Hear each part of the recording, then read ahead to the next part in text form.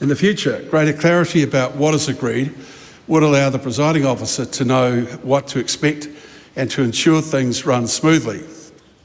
It also will enable those attending to understand what to do and when. Ultimately is for the Speaker to maintain order and preside in a way that facilitates the House's business, guided by standing orders. Members should support the presiding officer in doing so. It is highly disorderly for members to demand apologies from presiding officers when they are applying the rules and practice of the House. I strongly advise when members consider the House's rules and practice need to evolve, those members should address a proposal to that effect to the Standing Orders Committee. Where is he? A point of order, well, still standing. Point of order, Mr. Speaker. Point of order, Right Honourable Chris Hipkins. With regard to the ruling that you have just made, I have been both as a whip, a leader of the House, and an opposition member of Parliament, and the entire time I have been here very supportive of the treaty settlement process and have worked, including with you in your previous roles, to ensure that those occasions were celebratory in nature, that the mana of the House was upheld and the mana of the people who came here for the third readings was upheld. On many occasions, those who have sung waiata from the gallery have also engaged in a karakia as part of that waiata. That is not a new practice. What happened yesterday was not new. It has happened many, many times before. I have never seen, I wasn't in the House when it happened, but I have never seen a Speaker interrupt that in the way that we saw yesterday. Whilst I accept the ruling that you have made, and I don't wish to challenge you or your ruling, I do want to make sure that in the future we don't undermine what is an occasion where the Parliament comes together in a spirit of unanimity to support the treaty settlements process with something like that happening again. I don't think the mana of the House was upheld, but I don't think the mana of the people in the gallery were being upheld either. And I think the spirit of the third reading was somewhat undermined by what then unfolded. Well, I thank the member for his contribution. It largely is in line with the ruling that I've just made. Point of order. Point of order. Point of order, the Honourable Marama Davidson. I do thank you very much, Mr. Speaker. I too don't disagree with the technicalities of the ruling that you have made and don't wish to challenge you on the ruling at all. I have seen successive speakers, I believe including yourself, have the respect and the wisdom and the discretion of understanding that the stand that was made yesterday by a rangatira of Whakatōhea was a mana uplifting stand for this House and was a respect for this House and all of its representatives in it on the passing of a very significant bill that after 100+ years of raupatu and crown breaching of their lands, asking for some minutes or seconds of a whakamana mihi to this House, I would have expected that there is a basic minimum cultural understanding that the discretion allows and understands the vein and the Wairoa of what was being offered.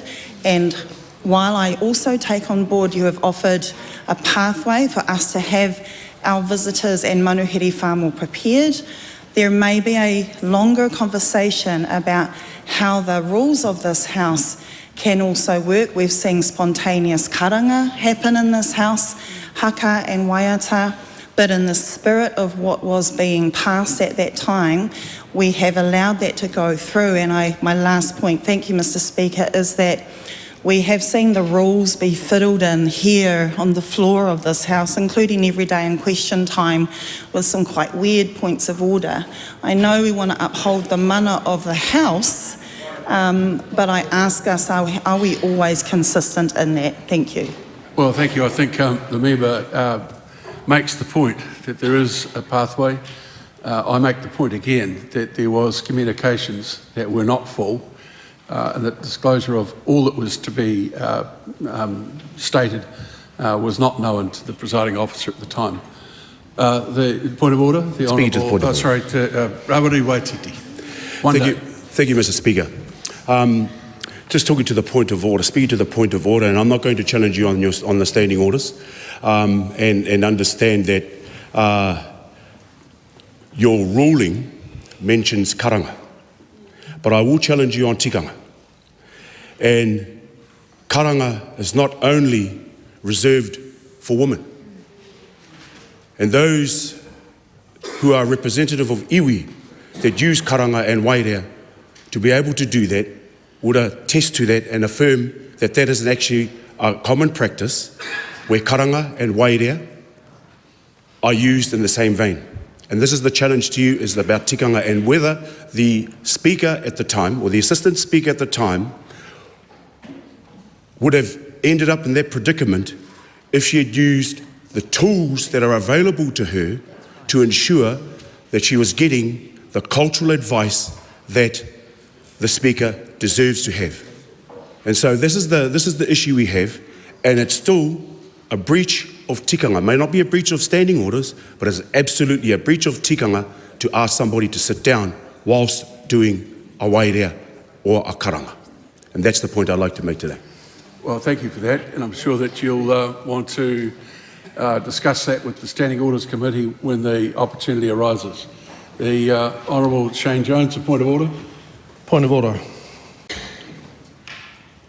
Your ruling has been made. When the inevitable discussions take place, either this is a House of Representatives serving the primary purpose of us who are democratically elected, or circuitously, it's going to change. It cannot change and should not change unless we abide by what you have to say. And I want to share, sir, with you one thing. I personally sent a message to Whakatohea. As a long-standing member of this House, by all means, sing your waiata. If you depart from the waiata template, you will strike problems. I think the situation reflects both poor communication, but also a creeping level of change in the House that has not been mandated within the rules of the House. Well, hang on, we can go on for a while here. Remember that I have made a ruling, and your contribution will need to be in the context of that. Call on the Honourable Willie Jackson. Thank you, Mr. Speaker. Mr. Speaker, I heard your ruling. This is a very important kaupapa for our people. I was listening to Mr. Jones, Minister Jones. The tikanga of this House has changed considerably through the years, Mr. Speaker. We never had babies being nursed in the Speaker's chair before. Never. May not for some time in the future. Never. We never had. We now no longer wear ties in this House. Well, that's we now have waiata being sung from the gallery, Mr. Speaker. My question to you, and again I respect what you're saying, is what place does our tikanga play in this House? That's the question, Mr. Speaker, and I apologise that we haven't been able to have a private audience with you to have a good kōrero about this, but this is a overriding question for us as Māori when we have a rangatira insulted like that as he was yesterday. We don't want to be listening to Shane Jones' bloody nonsense. Well, I just...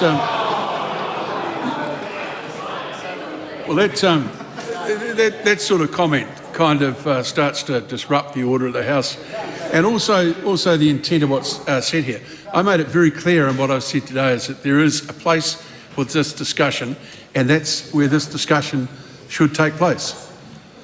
A final point from the Honourable Mara Davidson. It is a final point. It's in both response to Mr. Jones, but you made a very valid point, Mr. Speaker, about the order of the House.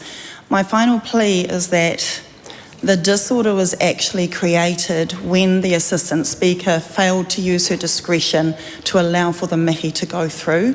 The disorderly actually in the escalation actually began as a result of many other MPs recognising the harm of her call. This is not a place to determine that. I've made a ruling, and that as far as the House is concerned, the end of the matter.